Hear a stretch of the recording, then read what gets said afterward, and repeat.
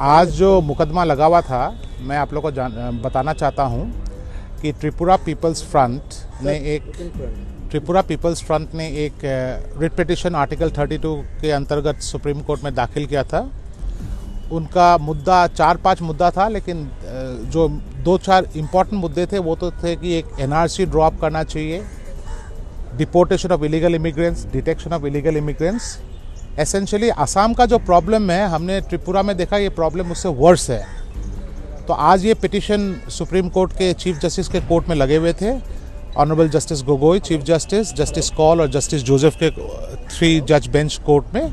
और उन्होंने हमें सुनने के बाद मैटर में नोटिस इशू किया है union of India, state of Tripura और इलेक्शन कमीशन को उनका जवाब देने के लिए। और जो त्रिपुरा का एनआरसी मैटर है उसको असम का मैटर के साथ टैग कर दिया गया है। असम के एक साथ हियरिंग होगा 23 अक्टूबर को। उम्मीद हमें वही है, क्योंकि ये एसेंशियली एनआरसी का इशू है, तो दोनों मैटर्स को एक ही साथ टैग कर दिया गया है।